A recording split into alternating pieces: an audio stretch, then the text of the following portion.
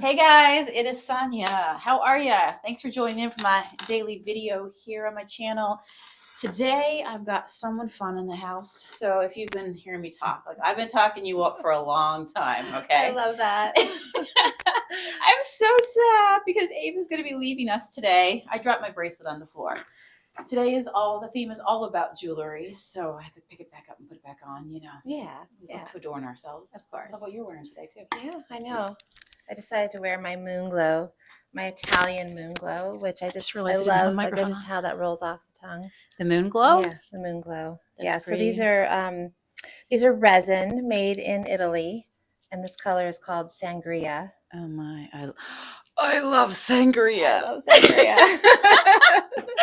Oh my god, I love sangria. Peach sangria is my favorite. Yeah, Yeah, yeah. I love white that's one thing sangria. about the Italian beads. It's so cool. I try to use all their color names, and some of them don't necessarily make sense, because I don't speak Italian. But some of them are great, like this one being sangria, and then there's prosecco, which is another No fun one. way. Yeah, I like yeah, that. yeah, Yeah. I yeah, will pick a paint color based on names. I just might do that because if one name like wins over another and it's yeah, super cute, I yeah. need it in my life. Yeah. Well, sometimes you run out of things to call things. So many shades of color, and then There's yeah, yeah. So I tend to go. I would call something champagne, but then when I started doing the Italian beads, and they were calling it prosecco, which is their sparkling wine, I'm like, I love that. Yeah, totally see where you went with that. I love yeah, that. Yeah, that's yeah, beautiful. yeah. Thank you. So Ava has been in Erie. Yesterday, if you saw me do a live or any of my socials, she held a pop up trunk show here. Do you think trunk show came from like back in the day when they pop their trunk of their car and just pull up to So it places? it came from designers, clothing designers, and when they would bring in samples and things they wanted to show at some of their boutiques that were their higher, like their better customers, and they would literally bring a trunk of clothes into the boutiques, and so they were called trunk shows. Just So for it them. started with clothing, and I'm sure I wasn't the first one to use it with beads, but I started using that term selling my vintage glass beads in bead shops in the late 80s, and I would call them trunk shows. And I don't, before that, I never heard anyone use that term for beads. And now it's like, it's very common, which I love that, but what I used to do, people would be like, where's your trunk? Where's your trunk? I don't understand. It's in the back of my car. Yeah, but I think everyone now knows what trunk What show, trunk like it show is. means Yeah. someone bringing something into a store and selling it. And it's very exciting. The idea of somebody just pulling up with a boatload of fun stuff that they have with them. Yeah.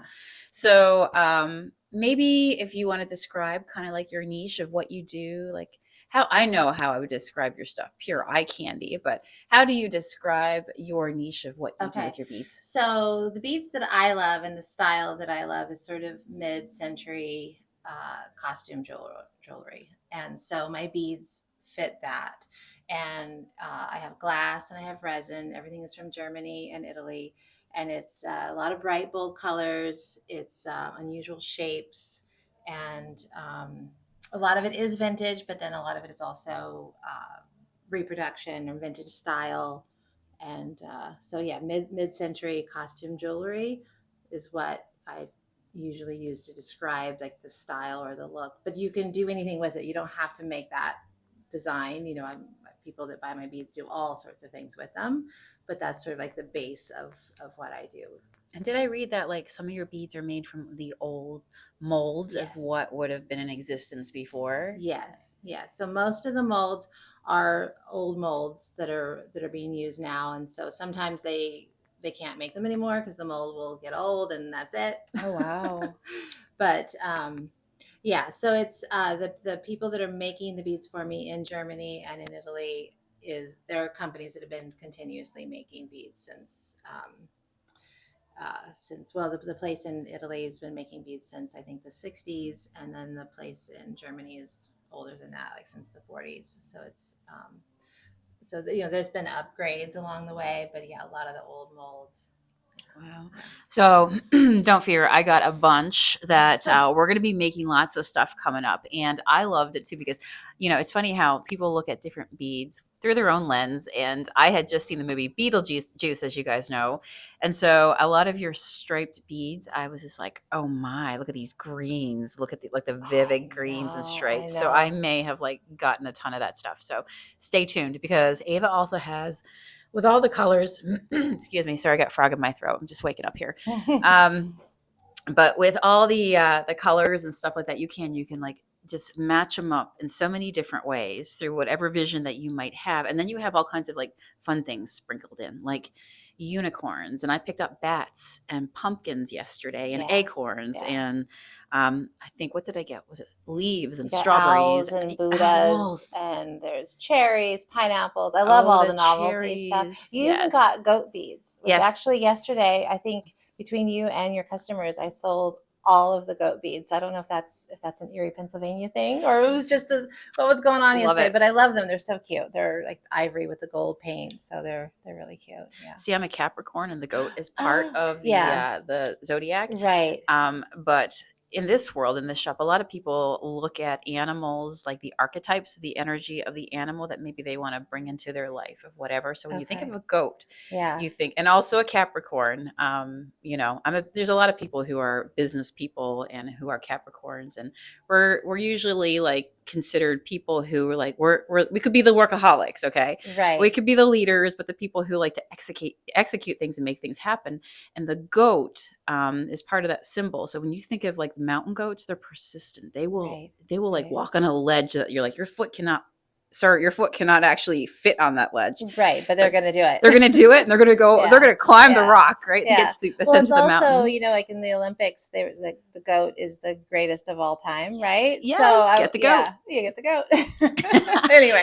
Well, Ava is a goat in her world. Okay, you Oh, like that? I like that. That was good. Of the bead world. And it's so inspiring to me because you guys on here, you hear me talk about how I used to do a lot, actually, like a lot of stuff like this, like a lot of seed beads, a lot of fringe earrings, and that like being taught and being grown up doing that sort of thing.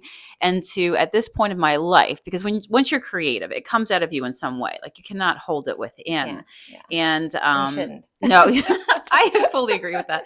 And as I just kind of go into now finding like the crystal, my love of crystals, and now it's kind of spread over to the love of the idea of beads and crystals and adorning yourself with the things that love and mean something to you. Your body is prime real estate. So when you're just putting things on that you love and brings you joy, like we need more of that. So I'm all Yeah, about it. yeah. So I've been enjoying my bead journey, but you've got started on yours a long, long time ago. And so tell me how you came to be the goat that you are. Like, Okay, where's okay. your beginnings? Because I don't know this. Yeah, So yeah. she's Okay, packing up to so leave this morning. So I'm like, I want to talk to you. What's your story, girl?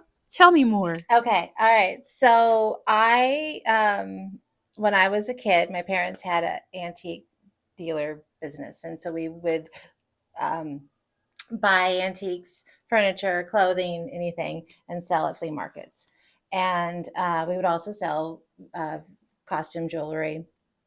And my mother kept buying broken costume jewelry, like beaded things that didn't have a clasp or broken in the middle or whatever.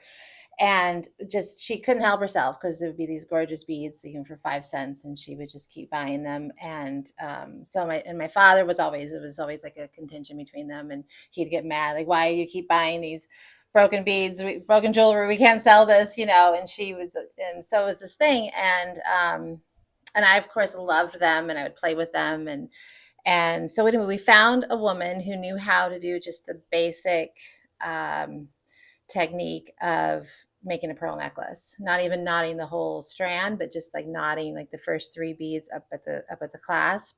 If you look at like necklaces from the 1950s, they'll have like just three beads at the end knotted. And so she taught me that technique. And so in the beginning, so this was like 1980, 1979, 1980. I was like 9.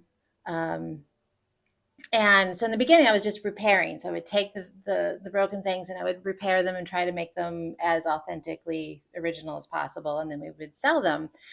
And then we started branching out, and we weren't just selling to flea markets. We were taking things to gift shops and boutiques and vintage clothing stores. Vintage was very huge at that time. And like big bold jewelry was coming in, and people wanted big earrings and long necklaces, and so I started then getting more creative, and I was like, oh well, I could take these beads and I could do my own things with them. And so I sold the very first necklace that I made that was my creation in 1981. I was 10. Congratulations. Thank you. The road to being an entrepreneur. It was this little boutique in Northern California. I think they were in Monterey, if I remember correctly.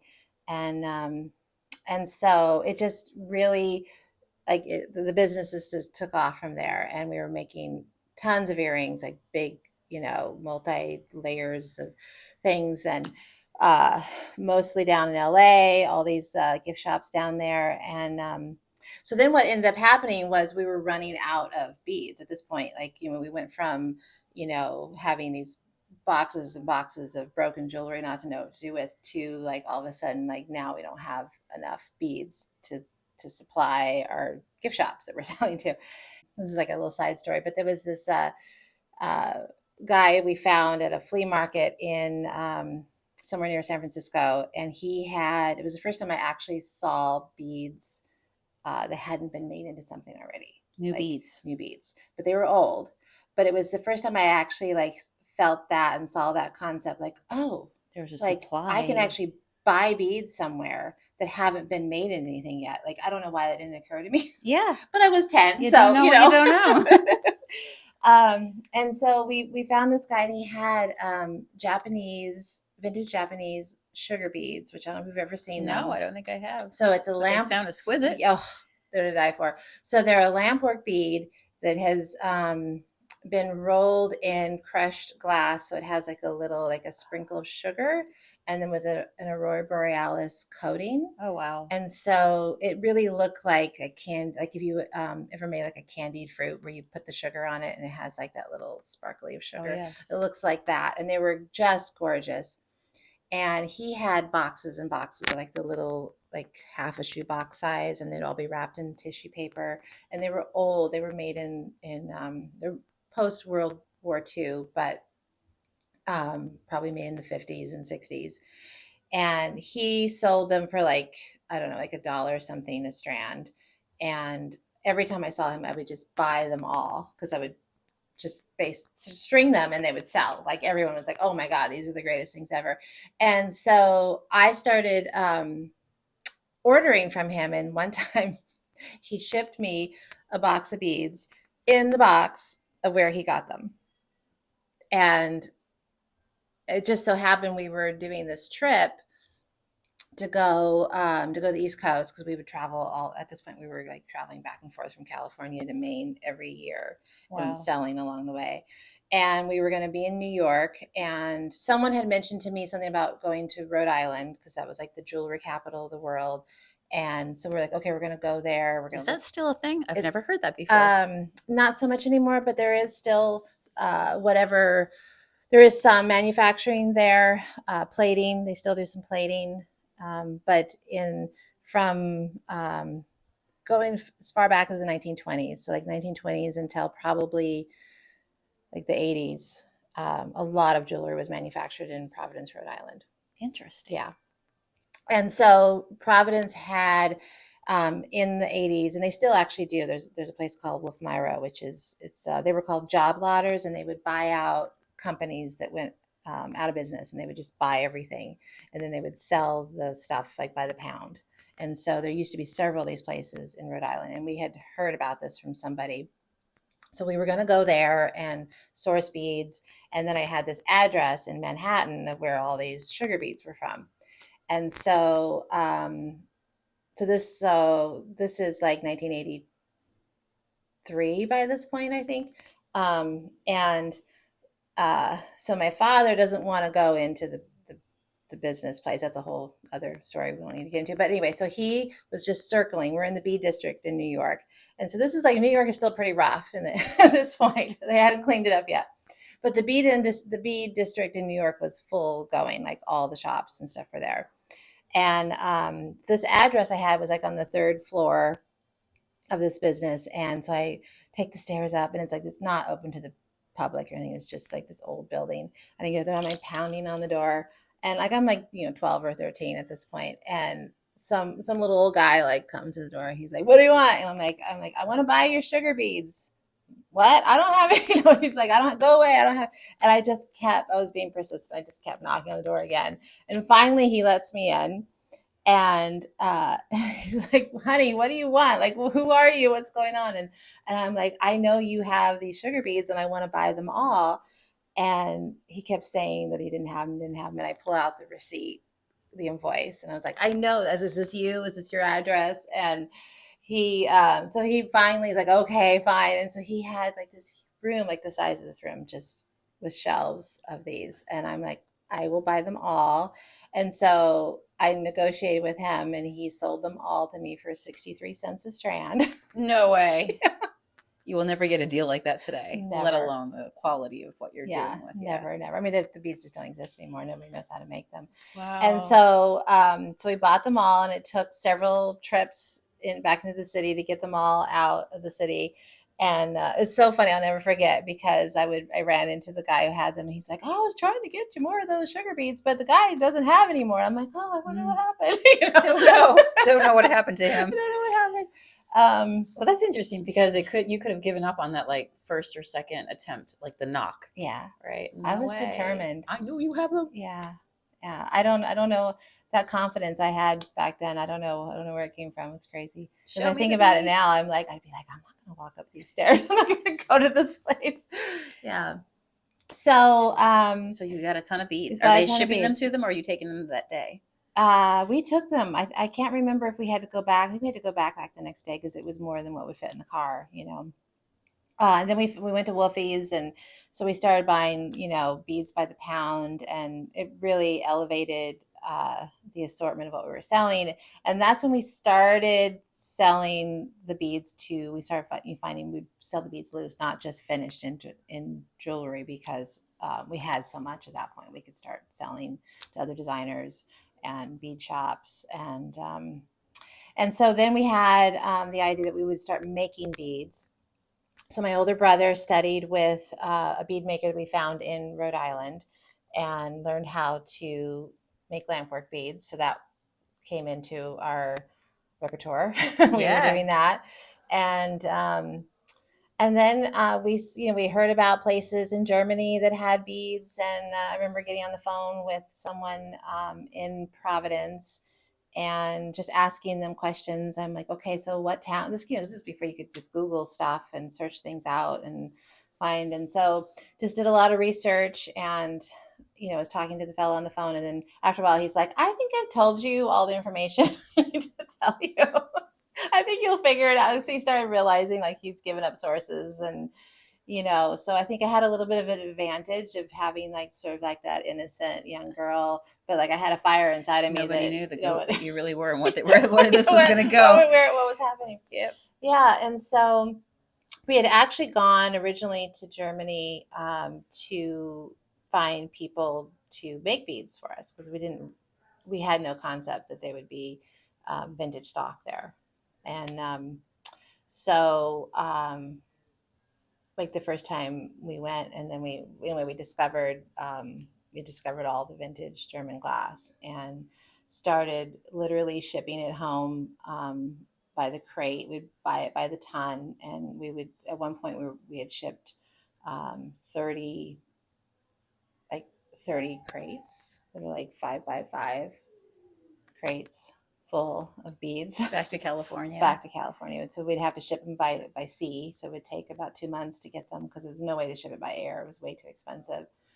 And the company that we were buying most of it from insisted on being paid in U.S. dollars cash, and because it was like old stock they had, and they didn't want to run it through their business. And so the only way I could do that was I had to travel from California to Germany with cash. Oh my gosh. And so the first time I did this, I was like 17 years old. I had a money belt on me with $30,000 Holy smokes. cash attached to my body. And I was naive in some ways. Like obviously I wasn't super naive because I was doing this, but I was also naive to like the danger I was in and then my family was putting me in basically, because if I had been caught with that, I would have, it wasn't drug money, but that's what everyone would have thought. And also it's Right. illegal to take more than $10,000 cash out of the Good to know. Good to know. yeah. So Okay. anyway, But you so pulled this I off. pulled this off. And You so sneaky snake, you. yeah, it was crazy. And so, and yeah, the person um, in Germany, like he would like, I have to go in his little office and he'd lock the door and now it's like with Me Too and all of that, like there's no way I would have ever put myself in that position. And so he'd lock the door and I'd give him the money. He never said anything or did anything or whatever. But when I think back, I was like locked in this man's closet or not closet office, You with think back, yeah, and you're like, and I'm like, this is a good this idea. is not a good idea. All right. But anyway, back to the beads. But yeah, so we had amazing these amazing beads that had not been in this country in any kind of mass quantities. You'd find them in jewelry, but you wouldn't find To be able to literally create your bags and own bags and and bags of them. And so that's really when we started selling. Plus, bead shops were popping up, all over the place at that point. And that's when I really kind of let the jewelry side of things go and just focused on selling beads and making them available to other people making, who want to yeah, source yeah. amazing beads and then And have their I creations. enjoy that so much more. Like I really enjoy finding Mm-hmm. beads for people and seeing what they do with them. Like I like to make jewelry. I make a lot of samples that I wear, but I don't get as much joy in selling my jewelry. Like I love to give it away. And I love for people to look at it and comment on it. But I really enjoy like when I'm sourcing beads, I'm like, ooh, I know this customer is gonna love this, and that's what I love about this business. And Wow. so that was really, I learned that by when I started selling the loose beads, to people. I was like, oh, this is where it's at for me. So now when did you start the whole bead show? Because you mastermind that. Is that Yeah, correct? yeah, How did that come to be? Like, where did you, at some point you decided, okay, like I love this part of the process of finding and making beads available or bringing beads to the table for other makers and creators. And so how did like, where were you two when you had the epiphany that I'm just going to branch out and do my own spin-off and take it around this country? yeah. Well, it stemmed from me needing a place to sell my beads, and so I was on the road doing road trips and like doing trunk shows. I was doing hotel shows. I do a lot of things where I rent a hotel room and just invite people to my hotel room and sell my beads. And I started exhibiting at some gym shows. But I'm selling glass and I'm selling vintage. I'm not selling gemstones, and I just didn't feel like it was the right place for me to be. Um, you know the industry at that time in the gym industry. I mean, it still kind of is, but it was very male. Like there were no females exhibiting at those shows.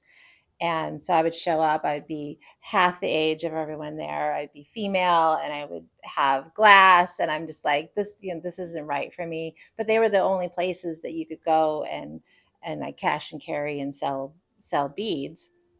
And so I'm like, okay, there needs to be something, for me. And I kept, so I tried some antique shows and that wasn't right because I wasn't really selling antiques, so everywhere I went, I didn't feel like I was fitting in.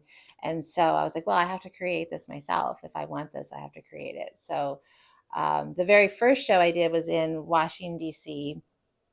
And that's a whole nother story why I started with one there. But I did, and I kind of overdid it. I did too much. It was a 1 day show, and it was around Christmas time, and I had live music, and I had food, and I had a gift wrapping table, and I did too much. And then at the end of it, I was like, well, this is ridiculous. I'm never doing this again. And this was in December of '92. And so I was like, okay, that was an experiment, but I'm not going to do that again and let it go. And then the next year, I'm at a gym show in Denver. So this was in September of '93. And I'm at this gym show and I'm feeling kind of depleted and just like, this isn't right. This isn't working for me. I need to figure it out. And someone who worked for the Lapidary Journal magazine, which doesn't exist anymore. Then they went from Lapidary to the Colored Stone magazine, and I don't think that even exists anymore. But they were the ones that would publish the Tucson guide. And so the advertising person from that, he was at that show selling ads, and he stopped at my booth, and I think he just, sat down and started chatting with me, and was like, who are you? Like, why are you here? What's going on? And I was just talking to him. I was like, yeah. He's like, are you going to be in Tucson? I'm like, no, I don't think so, because there's really no place for me there. And I just sort of casually said to him, like, oh, I'm kind of thinking about doing my own show there, but I don't know how I would let people know about it. And he's all, well, we'll put it in the magazine if you want to do your own show. Like, he was like, we list all these shows for free. And I'm like, you do? Like, for free? You'll list my show for free? He's like, yeah, all the show listings in the magazine is for free. And so I went home and I started calling around to hotels. And there was a brand new hotel that just opened up, the Windmill Inn in Tucson. And I got on the phone with them, like, do you have a space? And I booked it. And so, like, by October of 93, like, I had a show. Wow. And then I just started calling people I knew in the bead, who made beads or also sold beads. And I was like, hey, will you come and do the show with me? And everyone was like, oh, you're crazy, but we love you. But so we'll come and do the show with you. And so I pulled it together, and we had a line like 3 blocks long of people to come into it, because people were hungry for that. They were hungry for beads and handmade beads and, something different. And so it was far more successful than I thought it would be. I'm so amazed with, like, how just when you look back in life and there's a lot of life behind you, and you can see that certain conversations or certain people that open that door. Yeah. How it can, like, set off just a trigger of cards that fall. Yeah. It's so amazing. So, like, you've had some pretty defining moments. And so, when you were talking to this gentleman, and there's a saying that says, be careful of your thoughts, because your thoughts become your words become your actions. And here you are, you're thinking, and you said it, and you put it out into the universe. You put it out there. Yeah. I said it out loud. And then the person's like, oh, well, that can happen. That's not a problem. And then you're like, oh, okay. Well, here we go. Here we go. I guess this, this thing has some wheels. Yeah. Okay. So your first show, my first real show was in Tucson, and that was February of 94. And then, so I'm like, okay, this is happening. I'm doing this. And I did 2 more shows that year. I think it was Monterey and somewhere else. Can't remember right now.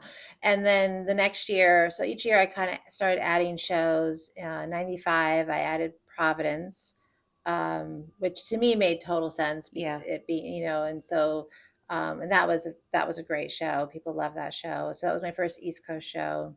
How do you pick the places? In the beginning, it was places that I had customer base, that I had experience, places I like to go. I was a young woman at that point, and that was also my social life.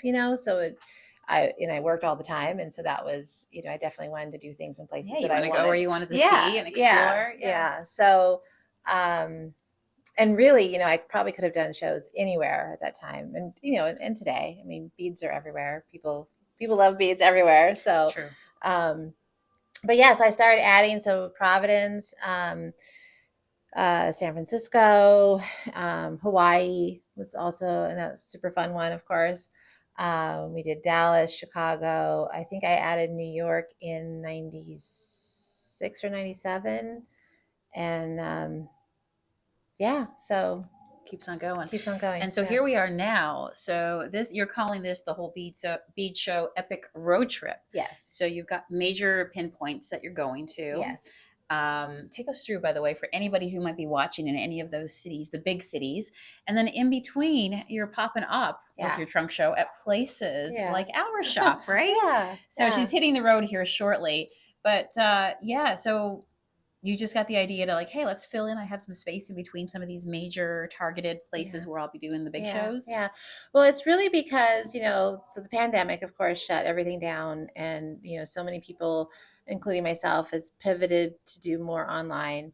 But my roots is that interaction with the person. And so I miss that. I miss that desperately. And I think my customers miss that. And so going on this road trip it's for me as much as it is for my customers, so I can have, so I can find that joy again and that interaction when I'm showing my beads and seeing people's faces light up. Like I need that to keep going because this is The reminder the of, reminder yeah. of it, Yep. because it's a lot. There's a lot of work that goes into all of this, and it can't just be all work. It has to have. I have to have the give and Yeah. take The of it all. satisfaction of knowing Yeah, you're making yeah, a difference. making a difference. Yeah. And so that's kind of where the road trip, it's something like I said, I used to do it, and then things changed, and I opened up a couple of bead stores, and had a couple of babies, and the traveling wasn't as doable, and so now I'm in a place in my life where I can do that again. And I was just like, why not? Like, let's give Mm-hmm. this a try, and try to bring some inspiration out there and support the brick and mortar stores that are still out here, and just go to different parts of the country. And so the plan is to get everywhere. So this is the first leg. And I kind of had to hurry across the United States to get to Pennsylvania because of my bigger show, which is in Philadelphia this weekend. And so I started in Albuquerque, and then went through Milwaukee, through Wyoming. We did Colorado, and anyway, so it's kind of quickly getting to the East Coast. But then after Philadelphia, we'll be going up into New York and New England. And anyway, and then today I put out a post like my next chapter that I need to start planning is Florida. So I'm going to be in Florida in December. So if anyone I'm has so any, jealous. yeah, if anyone has any like ideas of bead shops or places in Florida, I'm starting to plan that. There Yeah, you go. You heard it. Put the yeah, feelers out. yeah, yeah. So, last question. That's pretty amazing. But yeah, what do you see for your future? Like, when you think about the future and where you are, and like maybe things for your business, like, do you have a goal? Where do you see yourself just for, we never know what the future holds, but Yeah. just for the next little bit ahead, like, where do you think you're going to find yourself? I think that I'm probably going to do fewer big events and do more smaller events. I think this is, at least right now, I feel like this is where it's at for me. And I enjoy doing them with other people. And like the pop-ups I've done, I've had, 3 to 6 other vendors join me.